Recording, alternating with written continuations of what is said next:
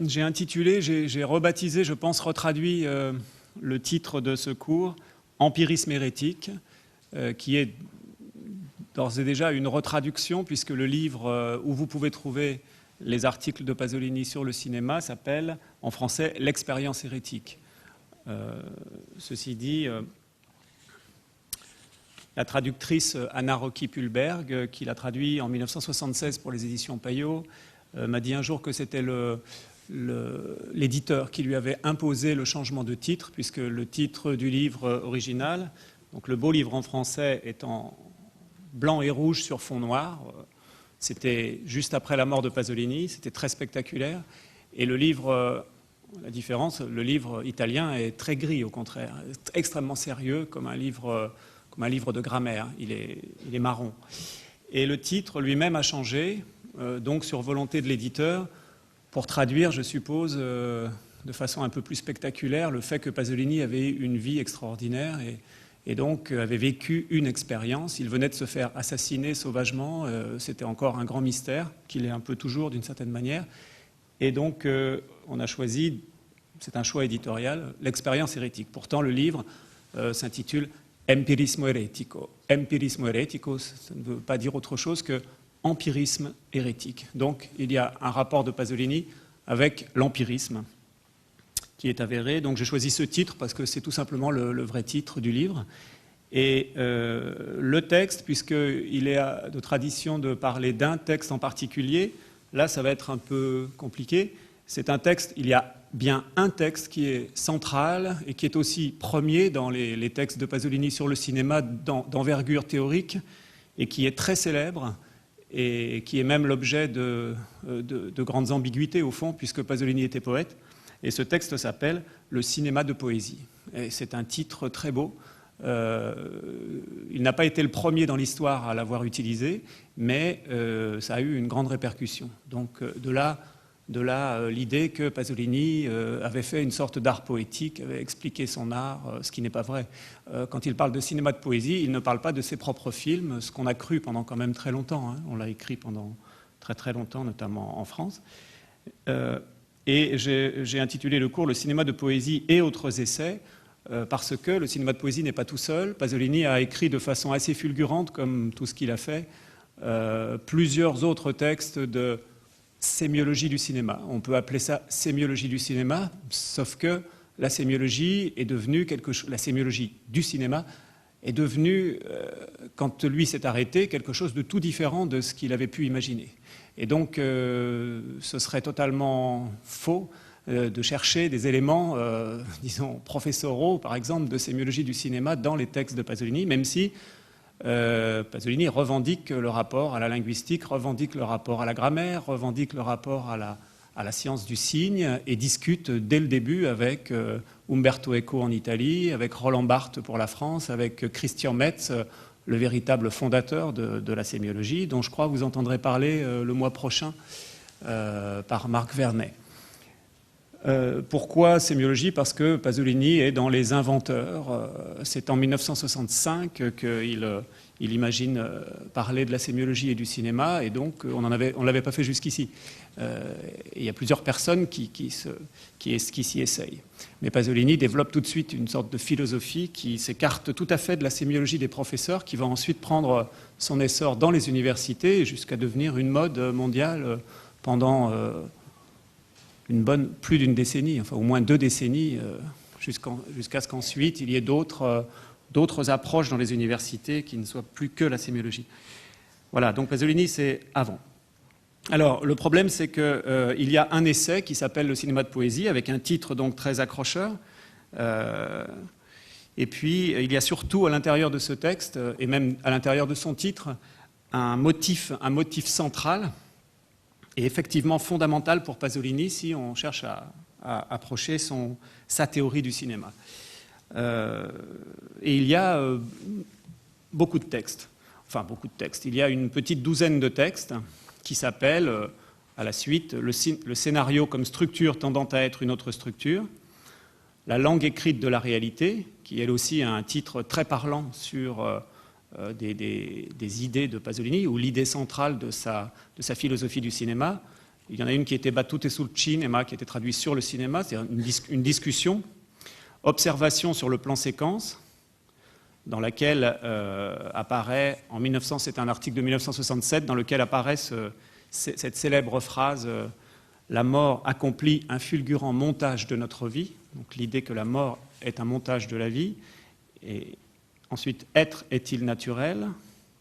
La peur du naturalisme, signe vivant et poète mort, le gag chez Chaplin, res sunt nomina, le non-verbal comme autre verbalité, le cinéma impopulaire, et enfin les tout derniers, le code des codes et la théorie delle giunte, c'est-à-dire la théorie des raccords, et enfin le REM, qui sont les formalisations les plus poussées.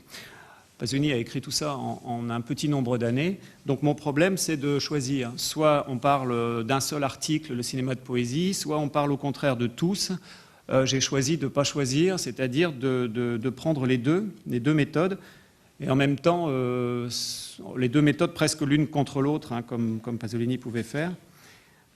C'est-à-dire, je vais tenter de répondre à la question générale de la poésie telle que la pose Pasolini, la poésie et le cinéma, et aux différents types de questions que peut poser cet article précis qui s'appelle « Le cinéma de poésie ».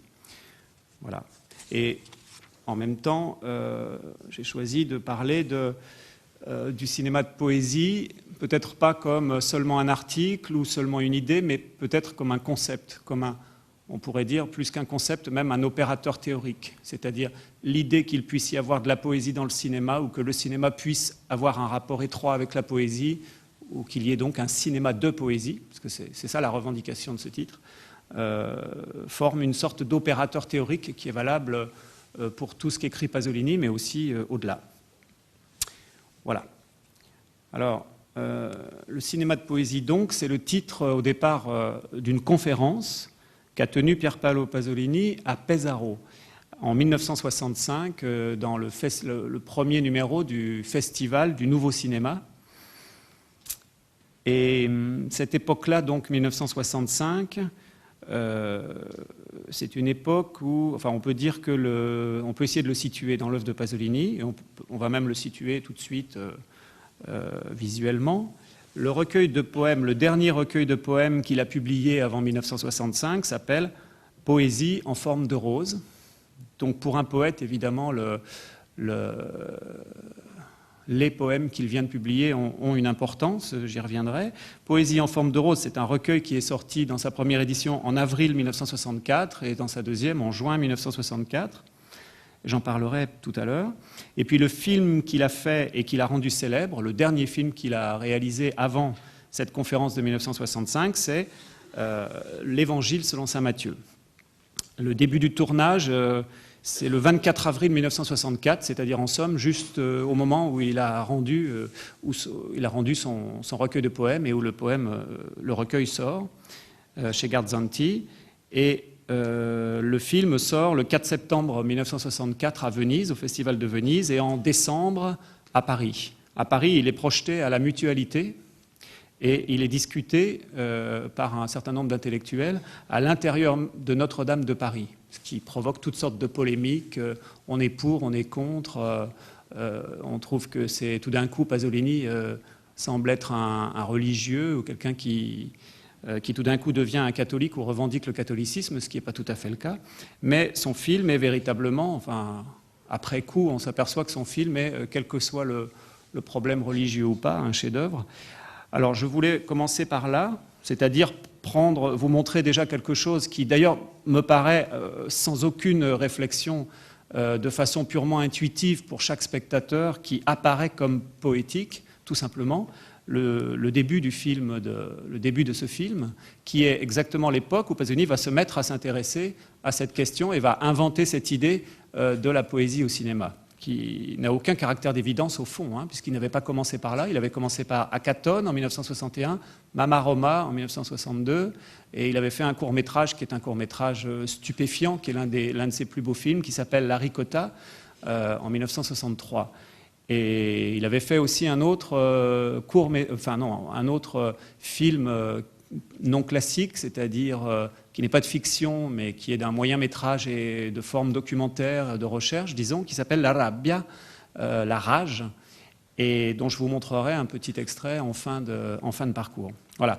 Donc, on va commencer par le tout début, les 3 minutes, les 4 premières minutes du film de 1964, qui s'appelle L'Évangile selon saint Matthieu.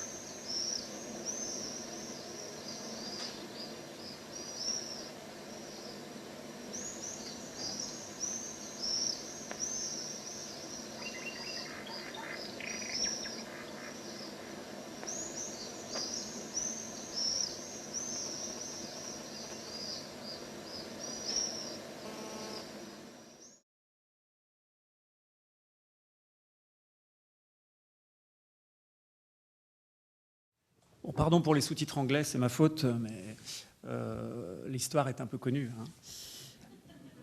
Vous y êtes retrouvés. Alors voilà, le cinéma de poésie, donc, c'est une conférence que Pasolini a tenue en 1965. Elle est devenue donc le premier chapitre d'un ensemble de textes considérés comme l'apport de Pasolini à la théorie du cinéma. C'est une théorie difficile et utilisée souvent avec prudence, même si elle est respectée par les spécialistes de la question, de la théorie du cinéma. Pasolini étant poète, poéticien et cinéaste, elle est à la fois précise, elle est subtile, mais elle n'a jamais été développée comme le sont les théories des professeurs ou des écrivains de théorie qui ont le temps de fabriquer de nombreux livres, de faire des années de cours pour arriver au jour et à la clarté. Personnellement, j'ai quand même un faible pour l'obscurité provisoire des poètes et aussi des critiques inspirés, comme André Bazin, la dernière fois que je suis venu ici, j'ai parlé de lui. Donc, ce texte est fait de notations qu'on peut considérer comme fulgurantes, souvent inspirées, fulgurantes du point de vue de la littérature critique comme du point de vue des sciences humaines, et qui valent autant pour étudier les films que pour constituer, au-delà de l'analyse des films, une théorie de l'image ou une philosophie de la réalité. Parce qu'au fond, c'est ça qui est en jeu dans le cinéma de poésie et dans les écrits théoriques de Pasolini. Donc je vais essayer d'alterner des choses assez différentes, c'est-à-dire des résumés plutôt condensés de ce qui est le plus connu et des analyses plus détaillées qui essayent de mettre en jeu cet apport, cette théorie. Alors tout d'abord, qu'est-ce qui se passe à Pesaro? Le lancement de l'idée de cinéma de poésie à Pesaro. Je ne vais pas tout vous raconter parce qu'il se passe énormément de choses. On est finalement aujourd'hui très informé sur ce qui s'est passé. On a même les comptes rendus dans un livre italien de tous les débats du festival de Pesaro. La première conférence, donc, celle du cinéma de poésie, dépend d'un environnement historique très très précis qui la conditionne, à mon avis, beaucoup. C'est un moment de passage historique entre deux types de discours sur le cinéma totalement opposés. L'un qui est tenu par des cinéastes et des critiques cinéphiles, en l'occurrence à Pesaro, Jean-Luc Godard et Luc Moulet d'un côté, et l'autre tenu par les futurs théoriciens structuralistes et professeurs d'université, de l'autre côté, Umberto Eco, Christian Metz et Roland Barthes. Tous sont présents, ainsi que Pasolini, à Pesaro. Pasolini a, entre ces deux camps, une place mal définie. Il est toujours mal placé, en somme, amateur pour les spécialistes de la théorie et trop théoricien pour les empiristes anti-intellectualistes. Godard est vraiment très anti-intellectualiste dans son résumé. dans ses interprétations, dans ses interventions. Luc Moulet aussi. Christian Metz est assez méchant. On m'a raconté qu'il avait fait passer une petite page la deuxième fois au deuxième festival pour donner une bibliographie de tout ce que Pasolini ne connaissait pas, quand déjà la sémiologie commençait à être instituée. Voilà. La théorie de Pasolini, elle, est à la fois tout à fait hors du temps et totalement branchée sur l'actualité. Le cinéma de poésie, du reste, est divisé en deux parties assez distinctes, si vous le lisez tranquillement. C'est un texte qui parle d'abord je cite, d'un sous-film mythique et enfantin, une sorte de proto-cinéma, et même de proto-langage, d'événements signifiants d'avant le langage, qui sera complété plus tard par d'autres articles et par les développements sur ce que Pasolini va appeler plus tard la langue de la réalité. Mais c'est surtout lorsqu'on arrive à la question de l'inexprimé existant, c'est une notion dont je vais reparler, que cette introduction apparemment plus simple et un peu légère du cinéma de poésie prend tout son sens. On peut noter aussi que toute cette première partie du cinéma de poésie entre en résonance avec des travaux précédents de Pasolini qui concernent la poésie populaire. Dans son anthologie de la poésie populaire, il fait un résumé dans son introduction des conceptions romantiques de l'origine de la poésie populaire, qui est une variante de la question philosophique bien connue de l'origine des langues. Par ailleurs, ensuite, l'article du cinéma de poésie donc, en arrive à une comparaison assez efficace avec un procédé stylistique romanesque qui est déjà à l'époque bien documenté, qui s'appelle le discours indirect libre. À ma connaissance, le premier à avoir vraiment pris ça au sérieux et à avoir pleinement accepté la logique de la comparaison, c'est Gilles Deleuze. Gilles Deleuze évoque Pasolini assez souvent dans ses deux livres très célèbres sur le cinéma, un cinéma 1 et cinéma 2, l'image mouvement et l'image temps.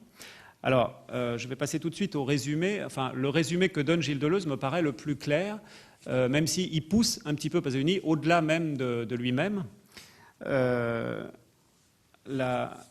La comparaison avec le discours indirect libre, donc, qui est un événement, un processus stylistique romanesque des romanciers, comparé au cinéma, donne cela. Alors voilà comment comment Deleuze résume la chose. Les effets de ce qu'on appelait autrefois la caméra subjective, c'est-à-dire des traces d'énonciation dans l'image, comme je crois on dirait plutôt aujourd'hui. La caméra subjective, donc, comme disait Pasolini à son époque, avec le langage de son époque, c'est l'équivalent du discours direct. Pardon. Le discours direct, c'est : ouvrez les guillemets. Par exemple, le roi dit : ouvrez les guillemets, j'ai failli attendre. D'accord ? Donc discours direct derrière les guillemets. Deuxième stade, la rhétorique du montage classique, habituel, convenu, par exemple, raccord voyant-vu, chant contre chant, enfin tous les phénomènes qui sont connus dans le cinéma, dans le montage classique, ça serait le discours indirect. Ça, Pasolini ne le dit pas, mais Deleuze l'ajoute. Deleuze le suppose comme obligatoire pour le passage au troisième stade. Et enfin, on arrive à la comparaison dans ce qu'elle intéresse Pasolini et où ça rejoint la question du cinéma de poésie, c'est le discours... excusez-moi. Donc la rhétorique du montage convenu, c'est le discours indirect. D'accord ? Donc on avait le discours direct, ensuite caméra subjective, trace d'énonciation. Ensuite on a le rapport habituel entre deux plans, par exemple, le discours indirect. Donc le discours indirect, c'est un discours rapporté, pris dans les formes linguistiques du narrateur, celui qui livre le récit. Vous savez, quand on rajoute des que, et quand, par exemple, on fait cet exercice à l'école de faire aux enfants l'accord des temps, de part et d'autre de la phrase ajoutée. Alors, pour reprendre ma phrase type, le roi dit qu'il avait failli attendre. D'accord ? Au lieu d'avoir les guillemets, le discours indirect, c'est avec le que. Le roi dit qu'il avait failli attendre. Alors ça, ce serait un montage habituel, un montage classique. Et puis enfin, troisième stade, donc celui qui est le plus important, que Pasolini appelle, bizarrement, la caméra subjective indirecte libre. La soggettiva libera indiretta. Donc la caméra subjective indirecte libre. Ou tout simplement, comme dit Pasolini, la soggettiva libera indiretta, c'est-à-dire la subjective indirecte libre. Eh bien, la subjective indirecte libre qui reste à définir, ce serait l'équivalent au cinéma du discours indirect libre dans le roman. Le discours indirect libre étant, si je continue mon exemple, le roi avait failli attendre. D'accord ? C'est-à-dire que c'est le narrateur qui parle, mais quand le narrateur parle, le narrateur mime le discours de son personnage. D'accord ? Donc au lieu de l'encadrer de guillemets tranquillement, et de le mettre derrière les deux points, j'ai failli attendre, c'est le roi qui parle, et le narrateur dit, le roi dit j'ai failli attendre, d'accord ? Au lieu de le ranger dans une syntaxe, le roi dit qu'il avait failli attendre, cette fois le narrateur fait semblant de parler pour lui-même, d'accord ? Dans sa propre énonciation, mais dans sa propre énonciation, il emploie un certain niveau de langue, par exemple, qui n'est pas le sien, et on comprend qu'il est en train de parler à la manière de son personnage. D'accord ? Donc ça, c'est le discours indirect libre, le fameux style indirect libre ou discours indirect libre. Le roi avait failli attendre. D'accord ? Donc on entend la forme de « j'ai failli attendre » qui est expressif chez le personnage, mais ce n'est pas attribué au personnage, c'est le narrateur qui le prend en jeu. Voilà. Et voilà ce que Pasolini, voilà comment Pasolini définit le cinéma de poésie dans son article au moment, disons, le plus grammatical, le plus linguistique ou plus exactement le plus stylistique de son article, où il explique que le discours indirect libre, tout d'un coup, s'applique au cinéma, dans le cinéma de la modernité qu'il voit autour de lui, dans des films d'Antonioni, dans des films de Jean-Luc Godard, dans des films de Straub, dans des films de Glaubert Rocha. Voilà. Donc vous voyez qu'on est très loin du cinéma de Pasolini et de ses propres références. Donc pour ce dernier point, la subjective indirecte libre, dans le roman comme au cinéma, Gilles Deleuze parle d'une contamination stylistique, pour expliquer ce qui se passe, d'un agencement d'énonciation. Un sujet parle, dit « je », tandis qu'un autre le met en scène et l'assiste. Il parle d'un système hétérogène loin de l'équilibre et d'une corrélation entre deux procès dissymétriques agissant dans la langue. Et encore, d'une oscillation de la personne entre deux points de vue sur elle-même. Voilà. Et enfin, pour le cinéma spécifiquement, la subjective indirecte libre, qui, selon Pasolini, donne prétexte au cinéma de poésie, c'est pour Deleuze, une corrélation entre une image-perception et une conscience caméra qui la transforme, et comme une réflexion de l'image dans une conscience de soi caméra. Bon, je vous ai cité beaucoup de phrases un peu compliquées, mais c'est une série de phrases que vous retrouvez entre les pages 106 et 110 de l'image-mouvement de Gilles Deleuze, et qui sont de très belles explications et de très belles descriptions de ce qui a été théorisé par Pasolini, certes, rapidement, mais surtout par Mikhaïl Bakhtin, qui est une référence à la fois de Pasolini et en grande partie de Deleuze. De fait, la proposition de Pasolini est faussement technique. Elle ne peut en aucun cas servir à une description par l'analyse de films, plan par plan. Je vous assure, j'ai essayé, ça ne peut pas marcher. Mais elle est véritablement philosophique et esthétique.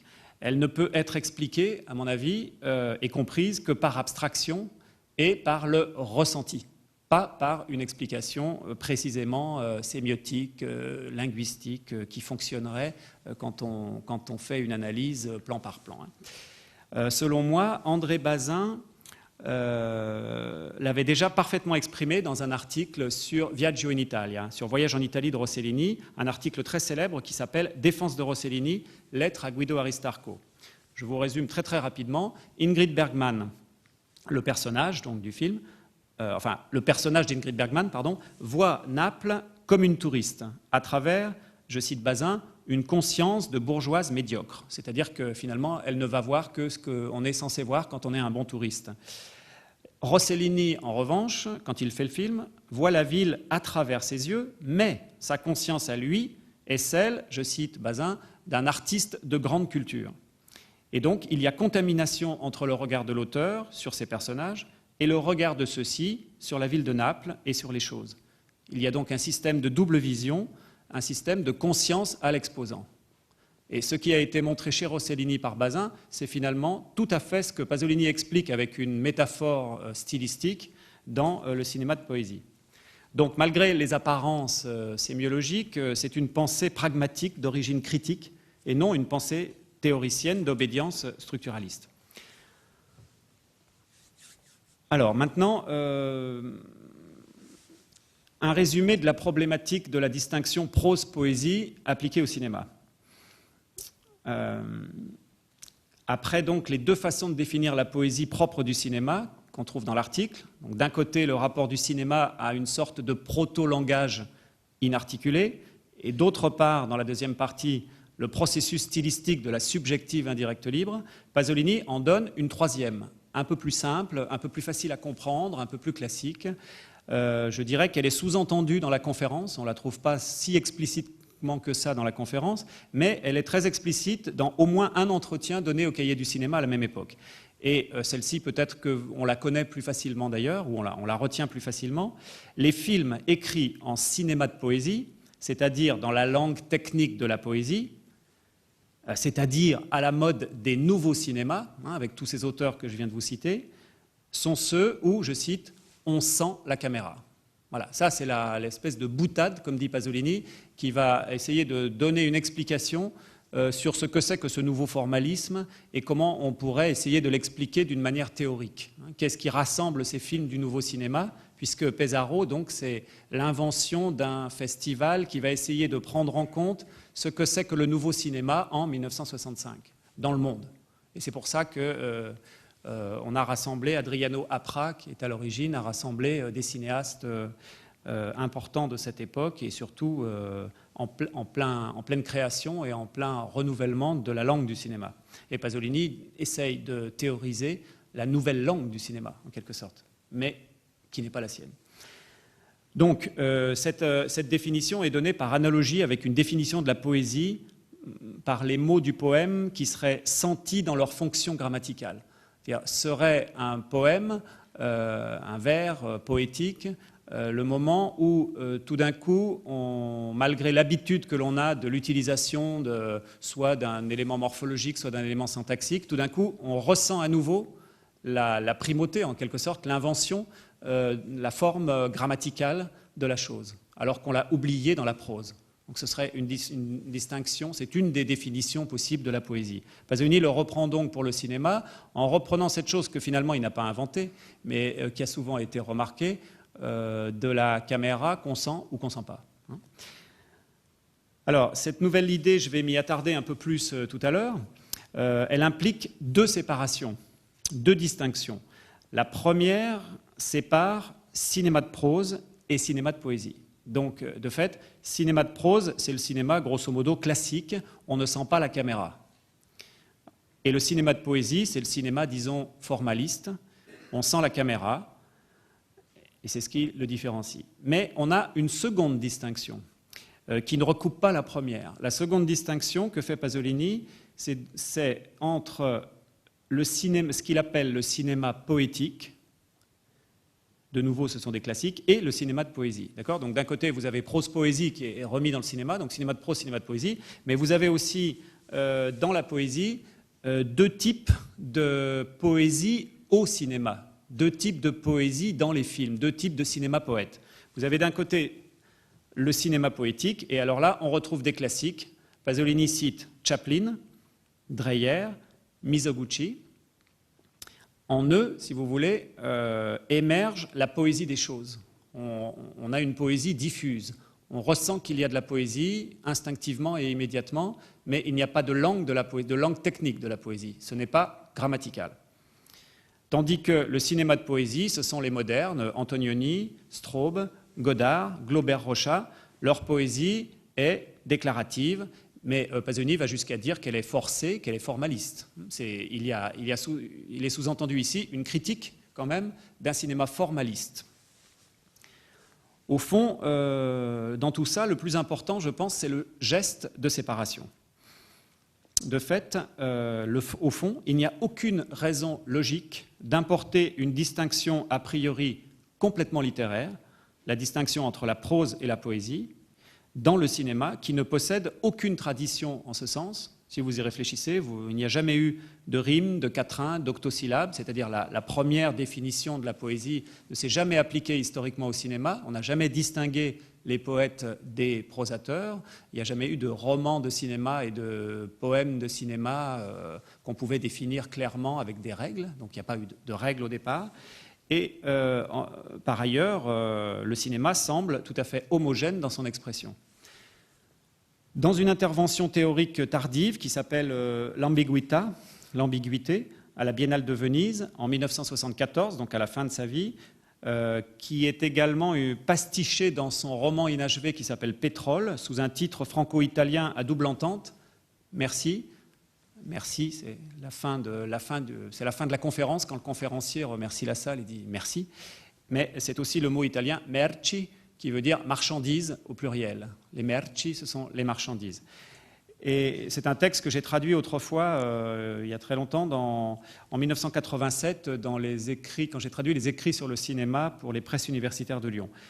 Et ce texte, finalement, livre une vérité générale, c'est que la théorie du cinéma de Pasolini, qui dépasse le seul cadre du cinéma, je cite cet article, entre en polémique avec l'unité de l'œuvre d'art. Alors, il ne parle pas de sa théorie du cinéma à ce moment-là, mais dans ce texte, on entend Pasolini qui évoque en art l'idée d'entrer en polémique avec l'unité de l'œuvre d'art, que l'essentiel finalement de l'art, c'est d'essayer de montrer la division à l'intérieur de l'œuvre d'art. Je pense que c'est ce qui est à l'œuvre quand il essaye de théoriser le cinéma du côté de la poésie.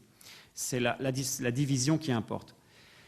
L'importation de cette distinction prose-poésie au cinéma, en soi, c'est un acte stratégique, c'est une contamination qui ouvre un espace de réflexion nouveau. D'autant que la théorie de la poésie de cinéma, selon Pasolini, est narrative. Au fond, il le dit assez souvent, si vous lisez L'expérience hérétique en français, vous le trouverez à plusieurs reprises. Elle n'implique aucunement, par exemple, le cinéma expérimental, ni les expériences plastiques ou non fictionnelles, qui sont pourtant nombreuses dans les années où écrit Pasolini. Il s'agit donc beaucoup plus de s'interroger sur la place de la poésie dans le monde, de la possibilité de son enregistrement, et de sa ressuscitation ou de sa ressuscitation, pouvoir faire émerger de la poésie à l'intérieur des films finalement habituels.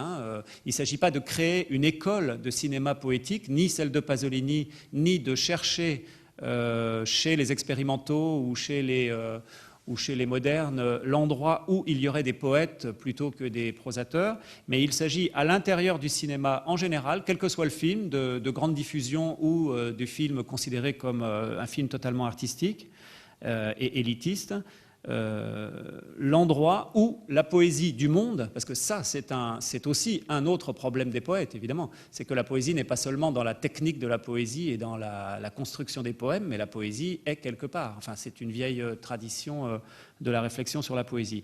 Donc c'est beaucoup plus cette idée de s'interroger sur la place de la poésie dans le monde et son rapport au cinéma, ou la possibilité que le cinéma aille chercher cette poésie, ou tombe dessus, ou la trouve, ou la fasse émerger, quand on ne la voit pas ou quand on ne la sent pas, plus que de classifier l'histoire des films ou l'histoire des styles.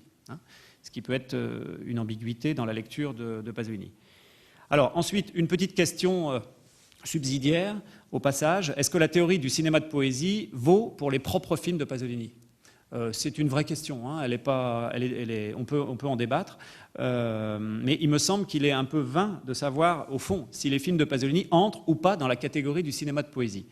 Alors, je pense pour ma part que non. Moi, je pense que non. Les films de Pasolini ne sont pas des films de cinéma de poésie, globalement. Comme Walter Citti, qui est le curateur des œuvres complètes de Pasolini, qui dans son introduction aux œuvres complètes en italien l'a exprimé, mais l'a exprimé peut-être un peu trop fermement. Il dit que le cinéma de poésie, je cite, c'est une école internationale snob et élitiste. Donc là, vraiment, on est très très loin de l'idée du cinéma de poésie comme le cinéma de Pasolini. Et Walter va jusqu'à dire Glaubert Rocha, Antonioni, Godard, Straub, Pasolini les rejette comme des formalistes, très loin de lui, et il les considère comme formant une école internationale snob et élitiste, qu'il rejetterait totalement. Bon, moi, je ne suis pas d'accord. Je pense que Walter se trompe là-dessus.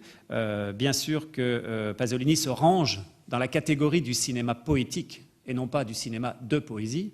C'est-à-dire qu'il se range dans la catégorie des Chaplin, des Mizoguchi, des Dreyer, ou bien du Kon Ishikawa de la harpe birmane, par exemple. Si vous connaissez ce film un peu rare, c'était l'un des préférés de Pasolini. C'est effectivement un film dans lequel la poésie est diffuse et partout, on la sent un peu partout.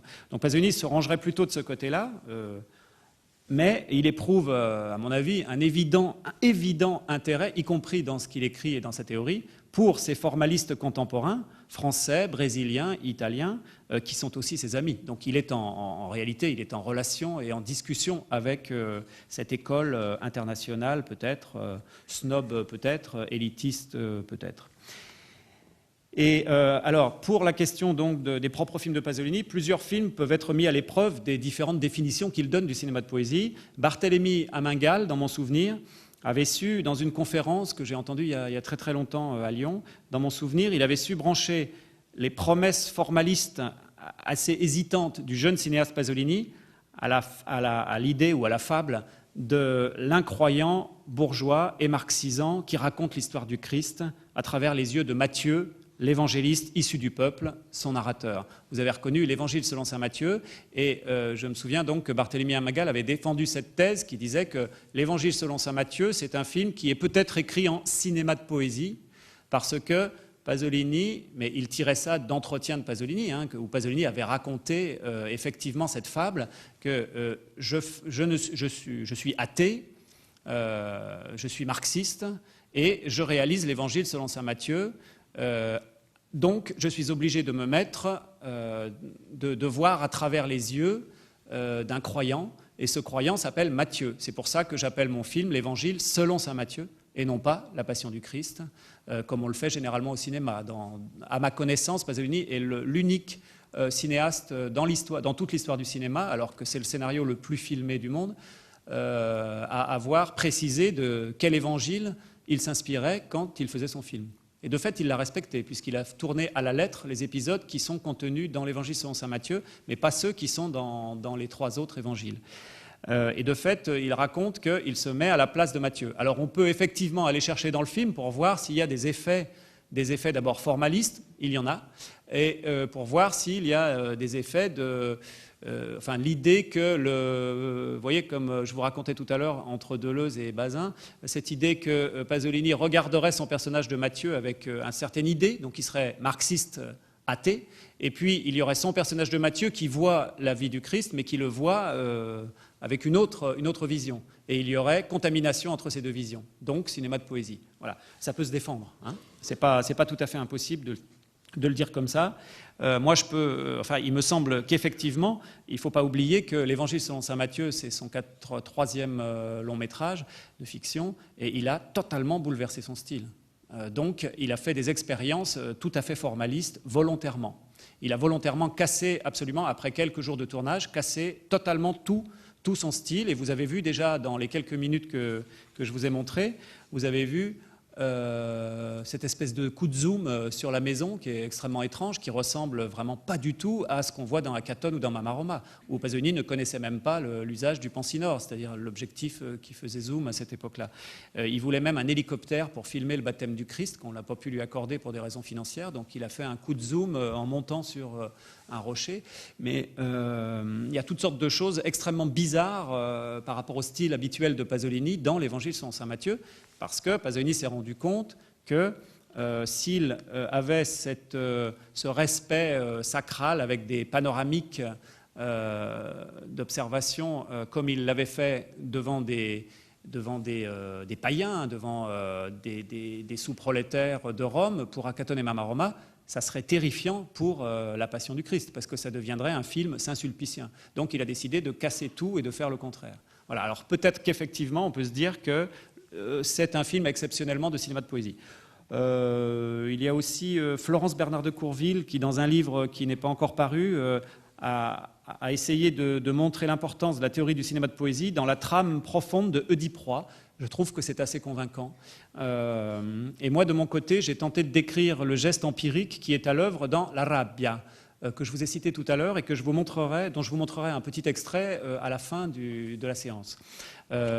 Pourquoi ? Tout simplement parce que Pasolini, dans ce montage d'images documentaires, qui sont l'équivalent des journaux télévisés, c'était un cinegiornale, a parlé de politique, de différents événements du monde, sans avoir filmé les extraits, et il a ajouté des voix en choisissant une voix qu'il a appelée voce in poesia et une autre qu'il appelle voce in prosa. Et il a fait tout son film avec voce in poesia, voce in prosa, qui alternent, c'est-à-dire voix en poésie et voix en prose. L'un étant la voix d'un peintre de ses amis et l'autre la voix d'un écrivain de ses amis. Donc on en reparlera à la fin. Alors ensuite, autre question. Je vais essayer de ne pas passer trop de temps, même si ce serait très très très très long et il faudrait plutôt faire 3 cours que 5 minutes de résumé. Mais c'est pourtant très important sur cette question qu'a posée Pasolini et qui reste ouverte et pas très parcourue, au fond, dans la théorie du cinéma, réellement. Y a-t-il eu des avancées? C'est-à-dire, quelle est la relation entre la poésie et le cinéma, qui est quand même la grande question posée par cette théorie de Pasolini, se situe-t-elle ailleurs que dans la distinction prose-poésie? Parce que, voilà, ce que je vous ai dit jusqu'ici, c'est que Pasolini avait fait un acte finalement hérétique, comme il l'écrit, empiriste et hérétique, hein, comme le dit le titre de son livre, parce qu'il a pris la distinction prose-poésie, qui n'a aucun sens au cinéma, et il l'a plongé dans le cinéma pour voir ce que ça donnait. Voilà, c'est ça l'acte que Pasolini fait. Alors maintenant, est-ce qu'il y a d'autres moyens? Est-ce qu'il y a d'autres façons de faire pour trouver une relation entre la poésie et le cinéma? Moi, j'en ai au moins 3 chez nos contemporains. Il y a au moins 3 théoriciens qui sont pour moi des vraies valeurs, qui ont trouvé des réponses. Qui sortent un peu de l'enfermement, qui sortent eux aussi, disons, de l'enfermement des catégorisations. Alors, la première, c'est Jean-Claude Biette. Jean-Claude Biette qui définit la poésie comme, je résumerai, un refus du naturel d'époque. C'est dans un texte de l'an 2000 qui fait tout à fait suite aux réflexions de 2 personnes qu'il a bien connues de près, Pasolini, d'une part, et Éric Rohmer, qui étaient ses amis. Et Biette a été lié à Pasolini puisqu'il a été son prof de français, il a été son assistant, etc. Et c'est un des premiers, un des passeurs de Pasolini pour la France. Alors, selon Biette, dans Qu'est-ce qu'un cinéaste, son livre paru chez POL en 2000, la prose est une succession admise de phrases qui supposent l'entente implicite du spectateur. La poésie, c'est quand une suite de plans donne des signes convulsifs de refus du naturel d'époque. Être perdu dans un film, voilà l'expérience du film poétique. Être perdu dans un film. Quand on est perdu dans un film, c'est poétique. Les films d'un poète en cinéma, pour Biette, sont reliés par des détails, par un lien invisible qu'il appelle un bienveillant fantôme. Voilà. J'en resterai là, mais vous pouvez aller voir ça de plus près. Je note simplement que c'est très proche de sa définition justement du cinéaste, de ce qu'il appelle un cinéaste dans son essai qui était paru dans Trafic et qui a donné le titre d'un livre ensuite. Qu'est-ce qu'un cinéaste? Un cinéaste n'est pas un metteur en scène, n'est pas un auteur. C'est 3 choses différentes. Et la définition du cinéaste, qui est la plus importante pour Biette, c'est précisément cette histoire de fantôme, cette histoire de bienveillant fantôme. C'est quelqu'un qui travaille, qui est un technicien, qui maîtrise les choses, mais qui, à un certain moment, parvient à lâcher sa maîtrise, est assez fort pour lâcher sa maîtrise. Voilà. Et sa définition de la poésie est assez proche. Le deuxième contemporain qui donne une réponse, c'est Giorgio Agamben, un philosophe italien contemporain, avec l'idée, lui, de l'arrêt. La poésie se définit par l'arrêt. Il part d'une... alors lui aussi est lié à Pasolini, puisqu'il apparaît dans le film que je vous ai montré. Pas dans l'extrait que je vous ai montré, mais Agamben est un figurant qui joue l'un des 12 apôtres dans l'Évangile selon saint Matthieu de Pasolini, quand il était jeune, quand il était étudiant en théologie et qui suivait les cours de Heidegger et qu'il était l'ami d'Elsa Morant, elle-même l'une des plus grandes amies de Pasolini. Alors, il part d'une relation fondamentale qu'il va chercher chez Jean-Luc Godard, mais surtout chez Walter Benjamin, entre le cinéma et l'histoire. C'est-à-dire qu'il y aurait un rapport fondamental entre le cinéma et l'histoire. Il ajoute l'importance du montage au cinéma qui permet de comprendre le cinéma. Ensuite, il définit le montage. Et il définit le montage par 2 éléments, la répétition et l'arrêt. Or, le deuxième transcendantal, comme il dit, du montage, c'est l'arrêt, c'est-à-dire le pouvoir d'interrompre, ou, comme il dit, l'interruption révolutionnaire, rapproche le cinéma de la poésie plutôt que de la prose. Voilà. Donc, le cinéma se définit par l'interruption, par la répétition et par l'arrêt. Et cet arrêt, cette interruption, ce système d'interruption, c'est quelque chose qui définit la poésie. Pourquoi ? Eh bien parce qu'il rappelle que la seule définition tenable de la poésie dans la modernité, c'est-à-dire après qu'on a laissé tomber la définition de la poésie par les formes toutes faites, hein, c'est-à-dire un quatrain, une rime, un octosyllabe, un alexandrin, donc c'est de la poésie, et si on n'a pas ça, c'est de la prose. D'accord ? Bon, ça fait très longtemps qu'on est entré dans la modernité et que ça ne tient plus.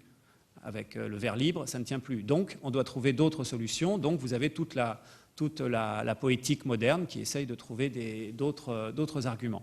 Alors, il le résume en disant que la seule définition qui reste, ce sont les enjambements et les césures, autrement dit, une puissance d'arrêt. Et cette puissance d'arrêt, elle est propre au cinéma. Elle est également propre au cinéma. Voilà. Alors, il y a une petite limite tout de même à cette réflexion de Giorgio Agamben, puisque le texte dans lequel il invente ça, qui s'appelle « Le cinéma de Guy Debord », c'est une conférence qu'il a donnée en 1995, justement, on part du cinéma de Guy Debord et également de certains films de Jean-Luc Godard. Mais le problème, c'est que ce sont des films sans tournage. Et il y a une forme, si vous voulez, de tournage interdit dans l'explication d'Agamben, qui fait que si un film a un tournage, ça marche plus aussi bien. Page 69 du petit livre duquel je tire ça, qui s'appelle « Images et mémoire ». Je lis bien quand même, à un certain moment, Godard fera de même dans Histoire, les histoires du cinéma, on n'a plus besoin de tourner, on ne fera que répéter et arrêter. Alors bien sûr, si on n'a plus besoin de tourner, ça marche. Mais ça ne marche pas dès qu'on se remet à tourner. Or, il y a quand même pas mal de films qui sont faits avec le tournage. Bon, évidemment, je caricature un petit peu, hein, mais sinon, c'est très impressionnant. C'est une définition qui fonctionne très très bien dans le détail. Et ça mènerait d'ailleurs à des choses à une réflexion qui nous mènerait beaucoup beaucoup trop loin, mais qui évidemment se trouve chez Walter Benjamin. La question de l'interruption et de la césure. Enfin, le troisième contemporain qui dit quelque chose d'extrêmement intéressant et important dans un livre qui est mon préféré ces dernières années sur le cinéma, c'est Eugène Green, un cinéaste contemporain qui fait des films en ce moment et puis qui écrit des livres aussi extrêmement intrigants et intéressants. Et le dernier s'appelle « Poétique du cinématographe », note chez Actes Sud. Et toute sa théorie finalement du cinéma en Occident tient sur le principe du verbe et de la parole, du verbe avec un V majuscule. Et ça débouche sur une explication des rapports de la poésie et du cinéma. Donc le cinéma, dit Eugène Green, est présent comme possibilité dans 3000 ans de civilisation occidentale. Et donc il doit être situé par rapport aux principales interrogations métaphysiques de l'homme occidental. Bon, je crois qu'il a raison, hein, c'est bien de situer le cinéma par rapport à l'ensemble de la culture plutôt que de le prendre seulement depuis 1895. Et donc, si on fait ça, il arrive à l'idée que le cinéma, c'est la lumière avec un L majuscule, et c'est donc le verbe avec un V majuscule. Et la poésie, on le trouve page 41 de ce livre qui s'appelle « Poétique du cinématographe ». La poésie, je cite, c'est l'apparition du verbe qui se cache dans les mots. Et donc, le cinématographe, c'est la parole faite image. Donc, la définition de la poésie, c'est l'apparition du verbe, mais du verbe qui se cache dans les mots, lorsque, finalement, la langue parle. Et le cinématographe, c'est la parole faite image. Voilà. Et finalement, la conclusion de Eugène Green mène à l'idée qu'il y a un rapport profond entre la poésie dans sa définition, en tout cas dans la définition du monde occidental, et du cinéma. Donc là, on n'est plus du tout dans une... j'y reviendrai un tout petit peu à la fin. On n'est plus du tout dans l'idée d'une importation de la poésie écrite à l'intérieur du cinéma. Voilà, maintenant je vais passer à toute autre chose, si vous voulez bien. Vous voyez, je prends ça par questions différentes. J'espère que ça vous convient. Je ne vous ai pas demandé votre avis. Donc je vais continuer, parce que c'est difficile. Oui ? Oui ? Ouais, j'ai un peu de mal à me mettre à Je vais peut-être remettre à la fin quand même à revenir sur, parce que c'est pas que ça me trouble, c'est que c'est compliqué, quoi, l'histoire de Jane Green. Mais j'essaierai d'y répondre à la fin dans les questions si j'y parviens. Oui, le verbe, enfin, il trouve ça dans l'Ancien Testament, hein, le verbe est donné dans la lumière. Mais j'essaierai d'y revenir. Alors maintenant, donc, je voulais passer à toute autre chose, à une toute autre question, qui est de mettre à l'épreuve l'une des propositions de Pasolini. Donc, la proposition de Pasolini, c'est la distinction cinéma de poésie, cinéma poétique, avec l'idée de on sent la caméra ou on ne sent pas la caméra. Bon, alors je voudrais l'appliquer à l'opposition entre deux cinéastes, une opposition à la fois classique et jamais totalement théorisée, mais un peu théorisée par tout le monde, l'opposition Chaplin-Keaton. Alors, il existe un excellent commentaire de l'œuvre complet, mais vraiment très complet, de Chaplin. C'est le livre Chaplin cinéaste de Francis Borda, qui a paru aux éditions du Cerf en 1998. Et l'excellent commentaire de Borda se propose, enfin ce livre se propose à un certain moment, involontairement, à un moment de sa démonstration, de reprendre la distinction pasolinienne entre cinéma de poésie et cinéma poétique, pour tenter de renouveler le lieu commun de la classique opposition cinéphilique, d'abord Chaplin-Keaton. Donc l'ouvrage de Borda veut décrire un Chaplin réalisateur conscient de son œuvre. C'est le but expliqué dès le début du livre de Borda, et c'est sa conclusion finale. Et tout le livre, qui est très fort de ce point de vue-là, ce qui s'appelle Chaplin cinéaste, est là pour dire Chaplin est un cinéaste conscient de tout ce qu'il fait, et ça n'est pas tombé du ciel, et c'est lui qui a tout fabriqué. Ce qui n'est pas du tout évident dans les idées générales. Donc il entend décrire un Chaplin réalisateur conscient de son œuvre, au point même qu'il le décrit comme le principal inventeur, plus encore que Griffith, du fameux classicisme hollywoodien, de ce qu'on appelle le classicisme hollywoodien chez les historiens. L'essai lutte très efficacement contre la doxa de l'anticinématographicité supposée de Chaplin, qui est souvent considérée, au moins dans la critique, peut-être plus aujourd'hui par les historiens, comme un clown, comme un mime de génie qui serait enregistré par un cinéma transparent. Donc c'est vrai que Chaplin est souvent tenu pour le chantre du cinéma transparent. On ne voit rien, on ne voit pas la caméra, on ne voit pas les mouvements, on ne voit pas ce qui se passe. En deux mots, donc, Chaplin est l'inventeur du classicisme hollywoodien, mais cela est passé longtemps inaperçu parce qu'il ne sclérose jamais son écriture, pourtant toujours très affirmée. Donc il contribue pour Borda à la mise au point des codes, mais aussi à la mise en question des codes. D'où la conclusion du livre de Francis Borda sur la paradoxale modernité de Chaplin. Chaplin, donc, il est classique, il est tellement classique qu'il est moderne. C'est ça la conclusion du livre de Borda. Chaplin, cinéaste, à la fois efface les marques de son travail et revendique la formalisation dans l'art. Une mise en scène discrète, je cite Borda, qui réalise une expression soudée à son contenu, n'est pas une absence de mise en scène, comme l'a trop souvent affirmé la doxa sur Chaplin.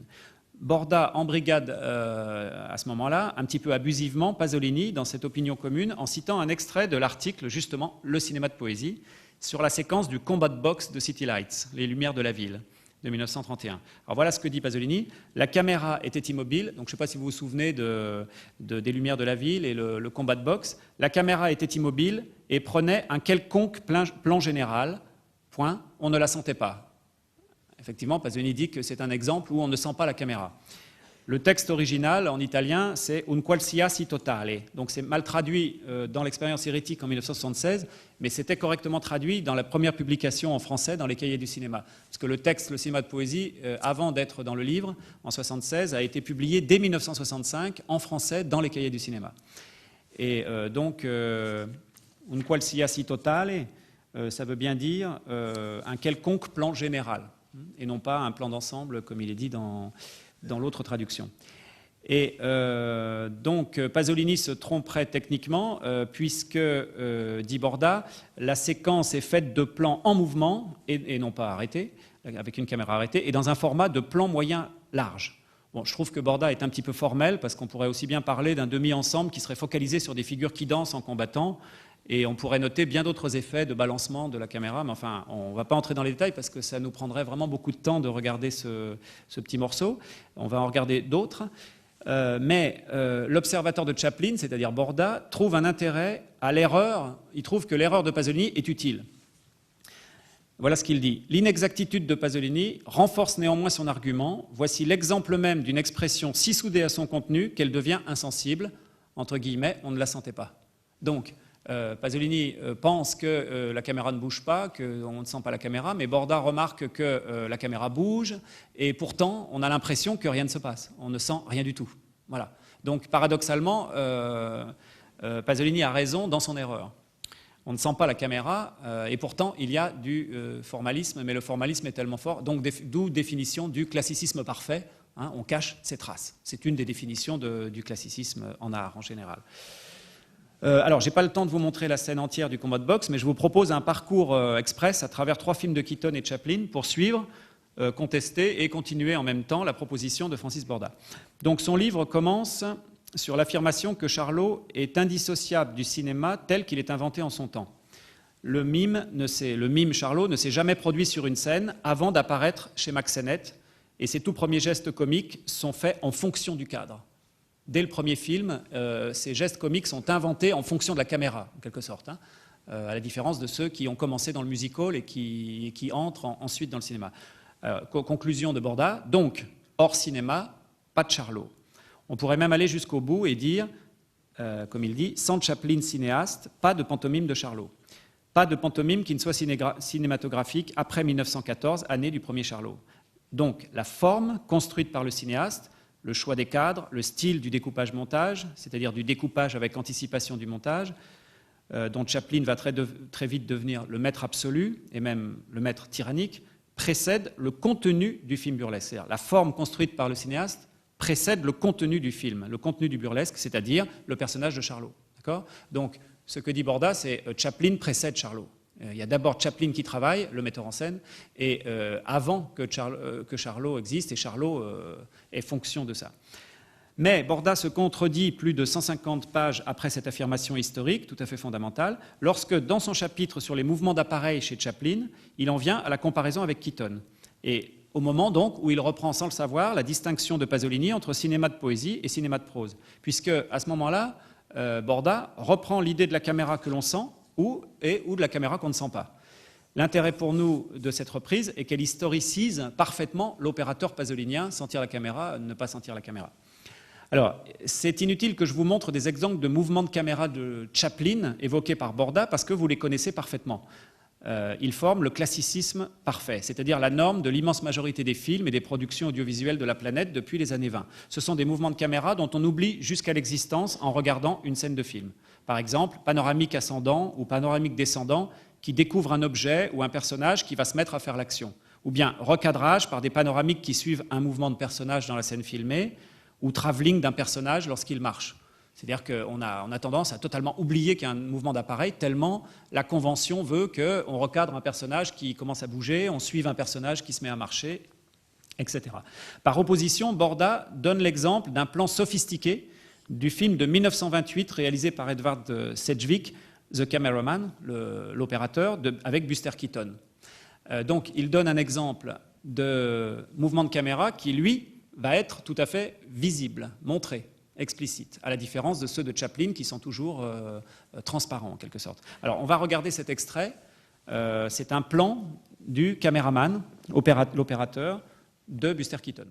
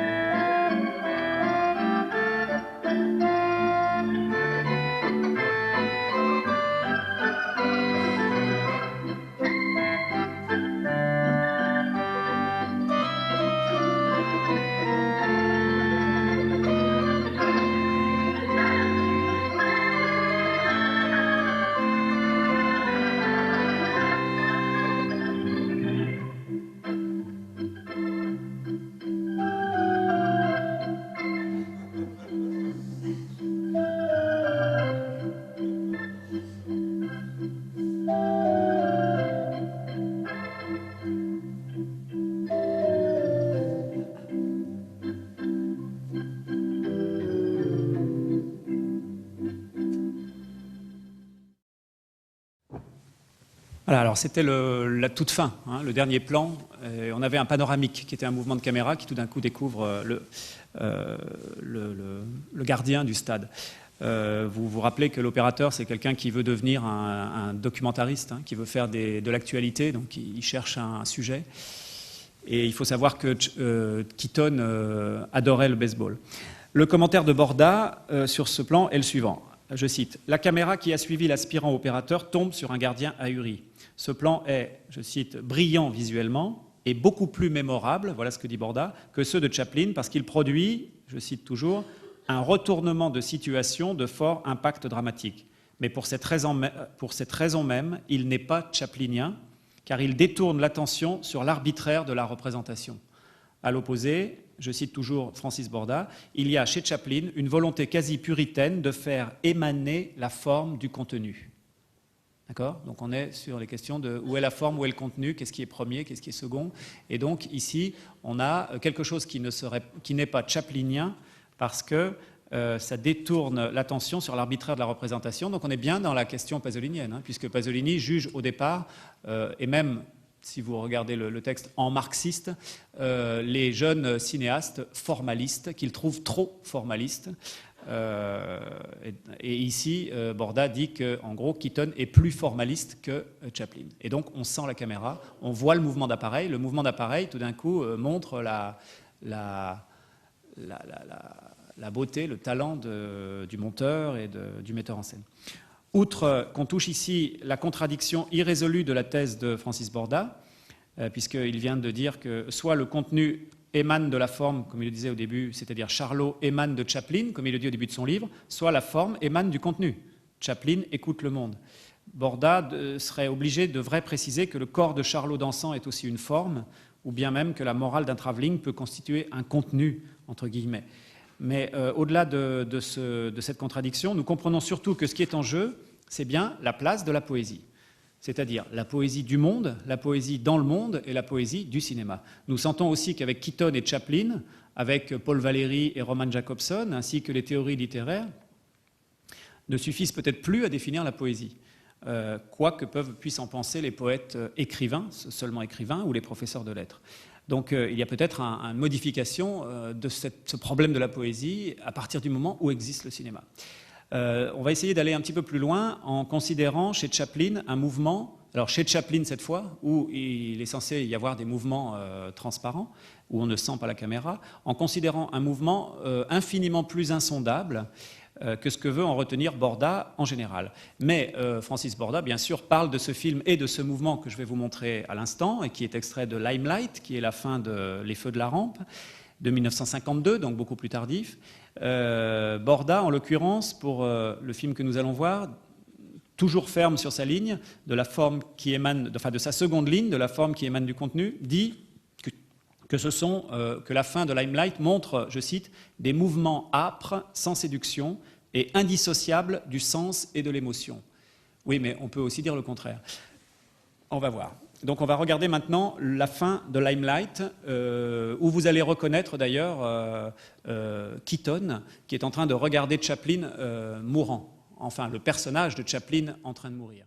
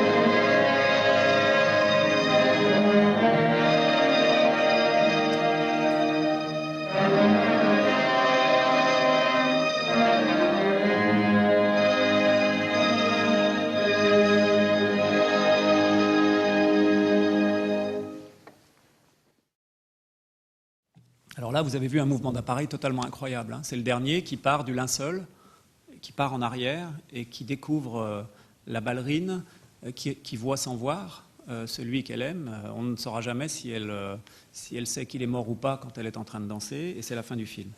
Il me paraît donc difficile de séparer scolairement forme et contenu à ce moment-là. Dans ce final, condense les éléments de tout le film. Parce que dans le film, la ballerine est une jeune femme paralysée, qui est déparalysée, un peu à la manière de Charcot, hein, par le vieux clown qui est oublié de tous.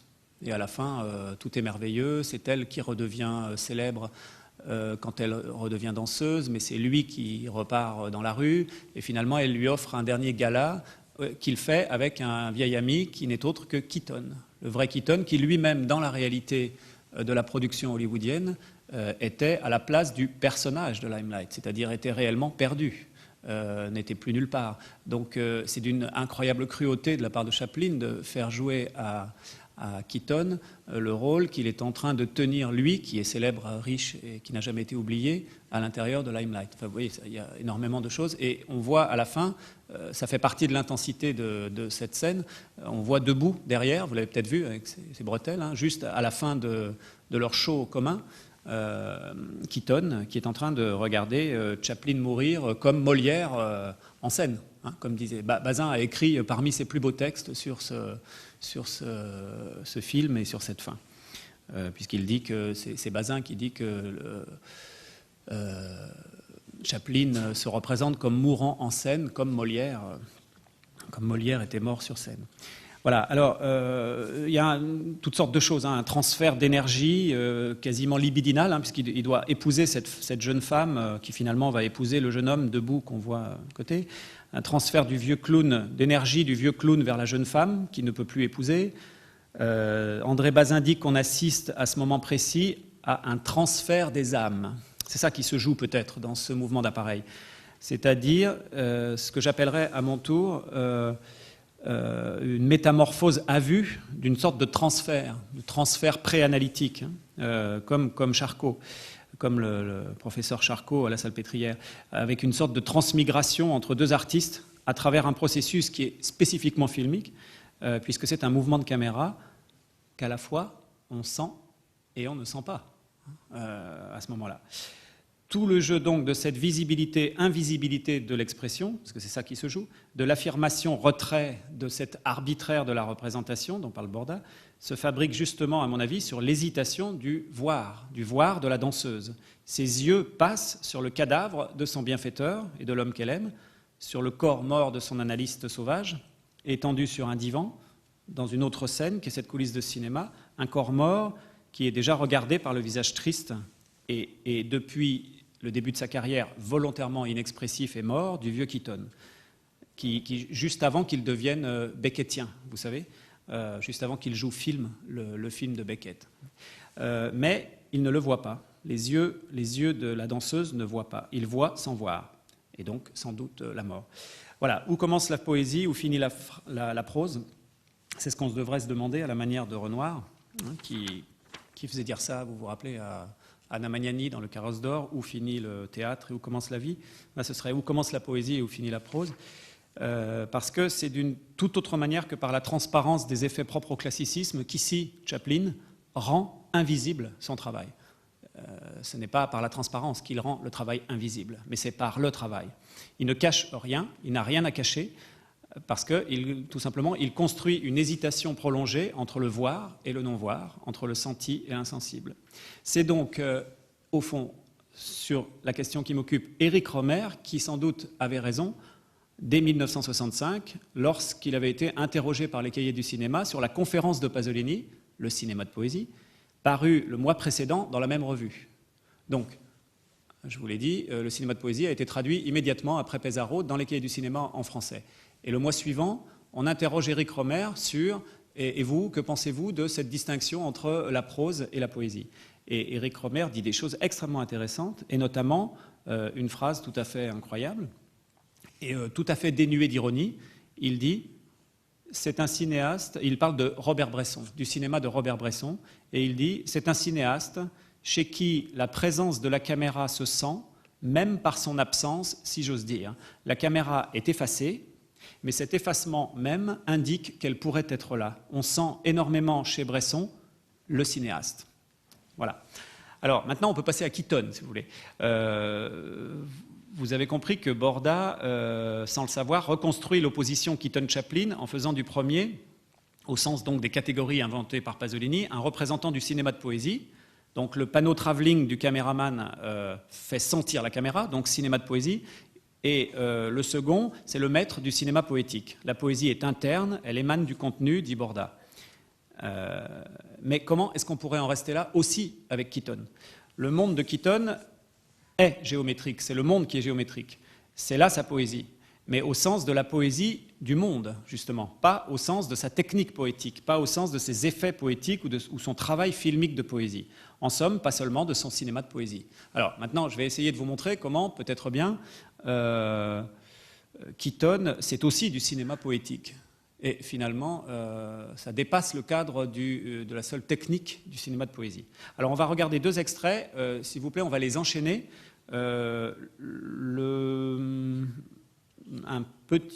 Près du début du film, qui est Le mécano de la Générale, et puis à la toute fin.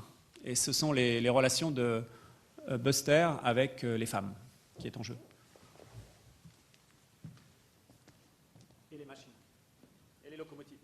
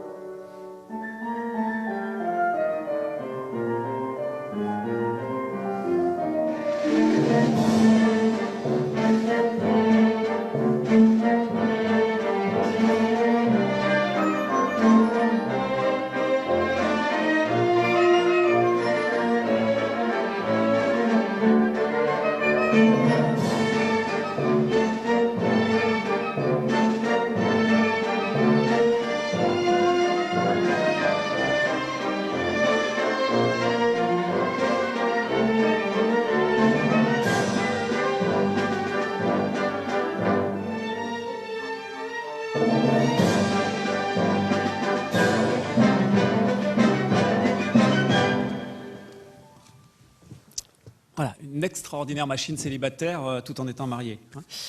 Alors, la première fois qu'il part avec la bielle de la locomotive, au fait, j'ai travaillé sur ce film un jour et j'ai trouvé comment s'appelait cette pièce mécanique dans une locomotive. Et ça s'appelle coupling rod, c'est-à-dire une bielle d'accouplement.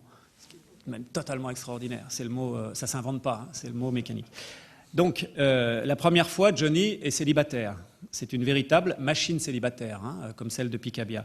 La machine roule, la bielle sur laquelle il est assis se met en marche. Le mouvement de caméra, ici, n'est que l'accompagnement, en principe invisible, du mouvement de la machine-corps elle-même. Il est difficile d'affirmer qu'on sent la caméra, mais tout aussi impossible d'affirmer que l'arbitraire de la représentation n'est pas en route. parce que finalement, il est dans la géométrie de la chose, dans la perfection aussi. Pourtant, il est bien difficile, en tout cas, de ne pas ranger ce plan au sommet d'une poésie du réel, suscitée par la cascade, la performance de l'athlète burlesque.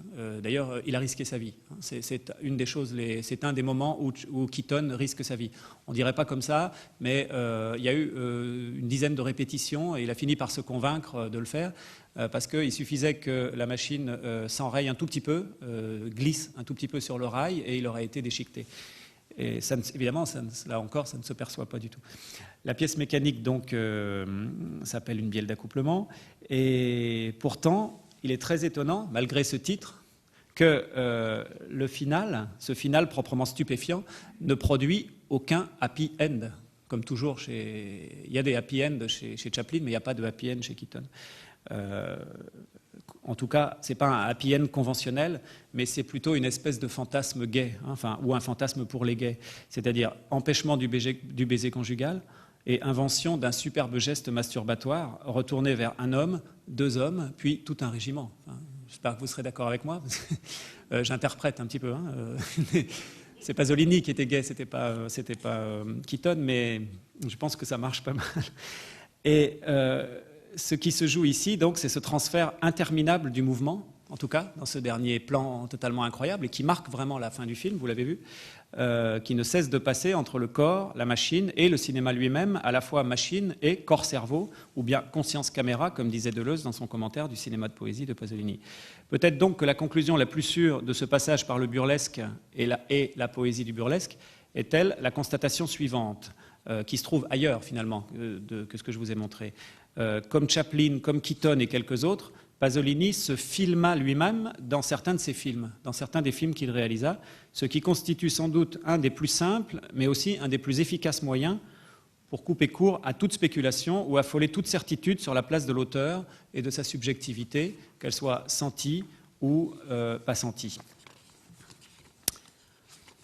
Voilà. Alors,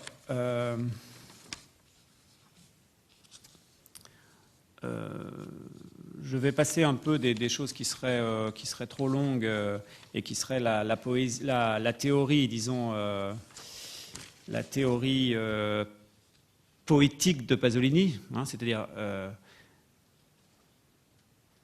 la théorie de l'image chez Pasolini aussi, c'est-à-dire qu'on pourrait montrer à travers des poèmes qu'il y a une certaine conception de l'image dans la poétique de Pasolini. C'est-à-dire qu'il conçoit une poétique de l'image à l'intérieur de sa conception poétique qui, chez lui, évidemment, prime. Et c'est comme ça qu'on pourrait sans doute comprendre aussi beaucoup plus la question du langage de la réalité. Le langage de la réalité est exprimé finalement d'une manière très très nette dans l'œuvre de Pasolini, tout à fait en dehors de ce livre où il parle de cinéma. C'est dans un poème. Et dans un poème, Pasolini invente une expression extrêmement étrange, c'est l'inespresso esistente, c'est-à-dire l'inexprimé existant. Ça a été très bien noté par l'essai de Giorgio Passerone qui s'appelle Passage pasolinien, qu'il a écrit avec René Scherrer il y a quelques années. Et voilà ce que dit le poème. Alla esistenza, je vais vous le traduire après, alla esistenza letteraria opporrò, col mio umiliato ingegno, la nozione di inespresso esistente, et il met un I majuscule et un E majuscule, senza cui ogni cosa è mistero. Il magistero stilistico fu dominato sempre da ciò che non poteva dire o sapere, ma c'era. Ce qui veut dire, à l'existence littéraire, j'opposerai avec mes humbles capacités la notion d'inexprimé existant, sans qui toute chose est un mystère. Mon magistère stylistique fut toujours dominé par ce qui ne pouvait dire ou savoir, mais qui était. Donc il est question des choses qui finalement s'expriment, mais s'expriment sans la langue, sans le langage. Et voilà peut-être où le cinéma a du sens en dehors de toute relation en dehors de toute réalité de la poésie au sens technique et littéraire. Voilà le commentaire qu'en faisait Giorgio Passerone dans le livre que je vous ai cité. de la littérature au cinéma, Pasolini ne revendique aucunement l'instauration d'une confiance nouvelle dans le langage, succédant au reniement de la langue italienne mass-médiale, mais en deçà même de l'improbable théorie d'un proto-langage naturel de l'action, donc c'était le début du premier texte, Cinéma de poésie, il guette la tension vers le dehors d'une matière non linguistiquement formée, l'inexprimé existant d'une vie en acte sur laquelle réagit le langage pour la transformer, tout en étant transformé par elle. Voilà. Discours indirect et libre, donc, ou langue de la réalité, sont donc des mots légèrement trompeurs. Comme trompeuse est la contingence historique de laquelle j'étais parti, c'est-à-dire le moment où Pasolini invente son premier texte, le cinéma de poésie, et qui fit Pasolini discuter avec Christian Metz, avec Umberto Eco au premier festival de Pesaro, et qui le fit se situer sur le terrain de la sémiologie au milieu des années 60. Sa théorie très cohérente rejoindrait bien plutôt celle d'un Fernand de Ligny, par exemple, dont vous pouvez lire beaucoup de textes aujourd'hui rassemblés dans un très bel ouvrage aux éditions L'Arachnéen, les écrits de Fernand de Ligny. Pourquoi de Ligny ? Parce que de Ligny parle d'une mémoire de l'espèce humaine, qui, selon lui, au moment où il s'interroge sur le cinéma et où il fait du cinéma, puisqu'il a au moins contribué à réaliser ce film magnifique qui s'appelle Le Moindre Geste, une mémoire d'espèce qui justifie finalement l'importance de ce qu'il appelle, lui, le caméré, c'est-à-dire, dans le langage propre de Deligny, l'acte de se servir d'une caméra. Il dit, pourquoi est-ce qu'on dit filmer ? On ne fait pas un film, on se sert d'une caméra, donc on devrait dire camérer. Je camère, tu camères, il camère, nous camérons. L'importance du caméré, ce n'est pas pour parler, ce n'est pas pour exprimer quelque chose avec un langage, comme si on possédait des mots, une syntaxe et une langue. C'est pour faire précisément exister l'inexprimé, ce qui n'a pas la parole, mais ce qui n'a pas la parole qui dit des choses plus importantes, ce que donc savent les poètes. C'est ça le savoir des poètes. Je dirais aussi que la théorie de Pasolini est cohérente, plutôt que de la chercher du côté de la sémiotique, sa cohérence, on pourrait la trouver du côté de la théorie d'un autre cinéaste expérimental et un artiste cinétique qui s'appelait Len Lai. Len Lai, qui a fait des films qu'on considère comme expérimentaux ou d'animation, et qui a écrit des textes magnifiques que vous pouvez trouver dans un livre très utile en français, publié au Centre Pompidou il y a quelques années, quand il y a eu une grande rétrospective Len Lai, où on voyait aussi ces sculptures cinétiques géantes qui étaient vraiment magnifiques.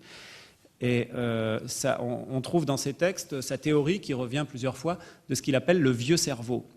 Le vieux cerveau qui garde en mémoire des traits propres à l'espèce humaine et à son passé, peut-être à un passé oublié. Voilà. Et donc, la théorie de Pasolini, elle fructifie paradoxalement, pour un poète de mots, sur la négation et le dépassement du langage articulé. C'est ça, finalement, le problème historique aussi de la réception de Pasolini par le moment structuraliste. Évidemment que, dès le début, sa théorie est à l'inverse, finalement, va dans le sens contraire de ce qui s'institue chez les professeurs à l'université comme la sémiologie du cinéma.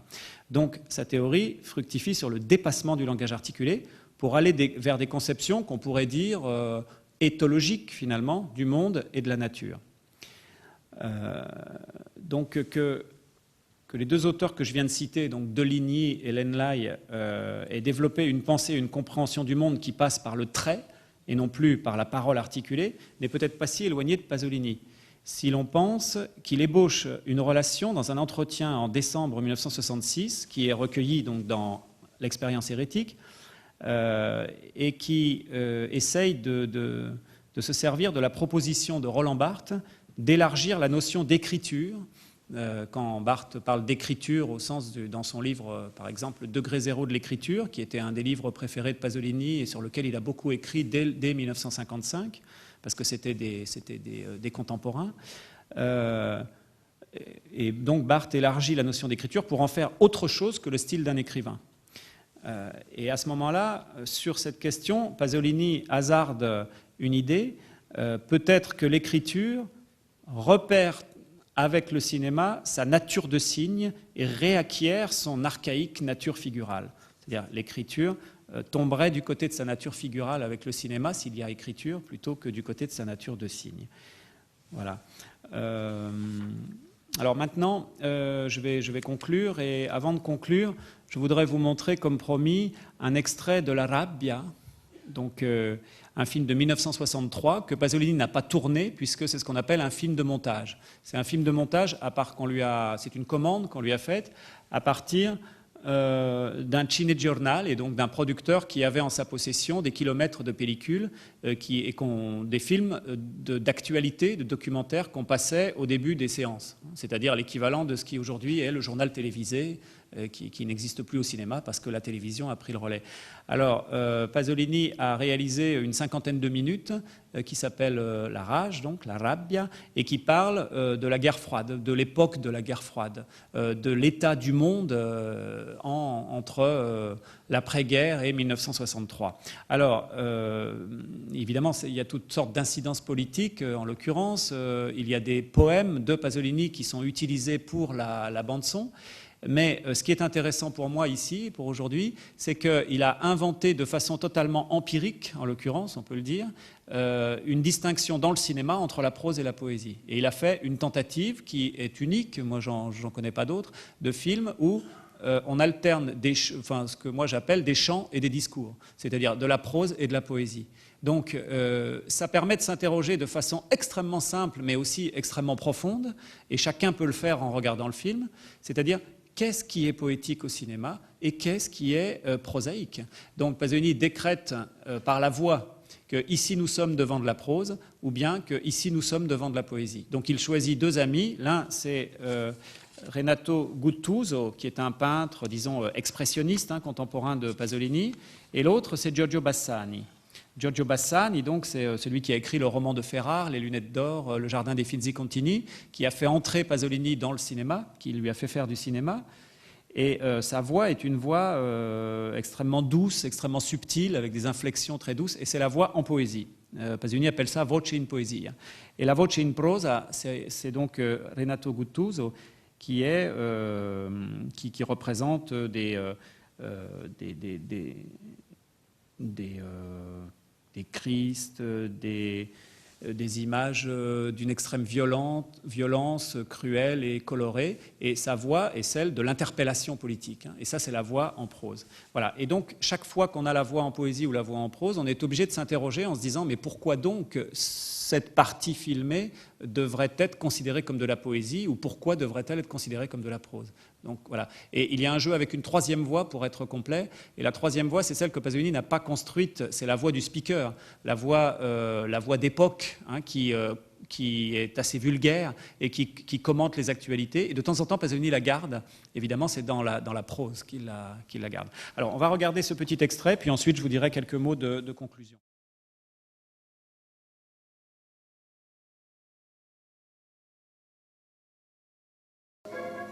Lo spirito è retaggio del mondo contadino e tu sii il pastore del mondo antico che in quello spirito ha vita. Queste sono le parole che l'angelo ha soffiato all'orecchio del dolce Papa dal misterioso paterno testone campagnolo.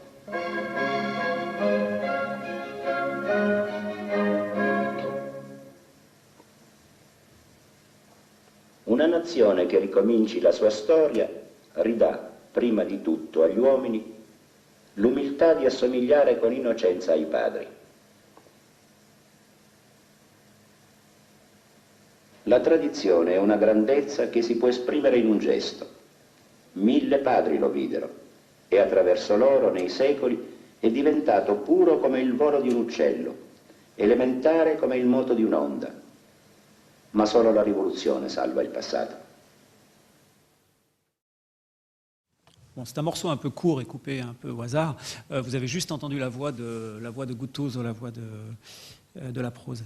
Voilà, donc pour terminer, je dirais que ce qui est en jeu avec l'opérateur cinéma de poésie, dans l'œuvre et dans la pensée de Pasolini, ce n'est pas, comme on a pu le croire et comme on peut l'affirmer encore aujourd'hui, un art poétique personnel. c'est seulement, en partie et provisoirement, l'action subversive d'une importation volontairement abusive dans le cinéma, art non linguistique, d'une séparation propre à la langue articulée.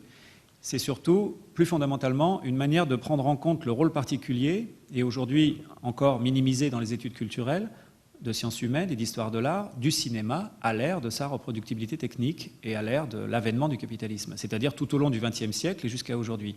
Ce rôle, le rôle du cinéma, consiste à inventer une nouvelle relation, ou à rejouer, ou à relancer, ou à permettre de dire la relation des hommes avec la réalité, au moins des hommes occidentalisés du monde industrialisé, c'est-à-dire une grande partie tout de même des hommes vivants, après la fin de leur relation, qu'on pourrait dire, de mimésis. Donc je répète le constat du cinéaste contemporain Eugene Green pour ce qui concerne dans cette affaire spécifiquement la poésie. Voilà ce que dit Eugene Green. La poésie, c'est l'apparition du verbe qui se cache dans les mots. Le cinématographe, c'est la parole faite image. Ainsi, la poésie contenait virtuellement l'art, le cinéma, dont on attribue l'invention aux frères Lumière, tandis que celui-ci est une forme contemporaine de poésie. Voilà l'un des résultats, disons, du livre d'Eugene Green. Pasolini est donc cet artiste exceptionnel qui a vécu réellement cette nouvelle réalité, comme bien d'autres, sans aucun doute, mais qu'il a fait, pour sa part, avec une totale lucidité et une conscience théorique. Pour cette raison, il n'a pas manqué de paraître très obscur à ses contemporains, empêtrés dans leur siècle, tandis qu'il y vivait, lui, en parfaite inactualité, c'est-à-dire en contemporain véritable. Il a traduit dans sa propre expérience le bouleversement général de la littérature et de la conception classique de l'art, perpétré par l'arrivée, puis l'existence prolongée du cinéma comme art, toujours aussi inouïe et étrange en fin de compte. Pasolini, donc, d'une part, tout en restant poète, est devenu cinéaste, et il a, d'autre part, décidé, mais c'est une autre histoire, de métamorphoser son écriture poétique. Sa poétique au sens large, d'ailleurs, parce que ça va jusqu'à la réforme du roman, entre 1961 et 1965, c'est-à-dire juste après le moment où il devient véritablement cinéaste à part entière à partir de 61. Le recueil Poésie en forme de rose est la traduction ligne à ligne de cette expérience radicale, puisque c'est celui qui succède à son entrée dans le cinéma. Et la théorie contingente et changeante du cinéma de poésie, autrement dit, peut-être, c'est ce que j'ai essayé d'évoquer aujourd'hui plus exactement, l'opérateur cinéma de poésie, qui finalement est diffus dans plusieurs de ses textes et qui n'est pas seulement contenu dans le texte qui s'appelle comme ça. Donc l'opérateur cinéma de poésie le développe et devient ainsi, en tant que théorie de l'image, le premier mot et le dernier mot de la poétique pasolinienne. Et à mon sens, c'est ce qui inscrit Pasolini dans la modernité. Voilà, ça c'était pour une conclusion à ce résumé. Merci.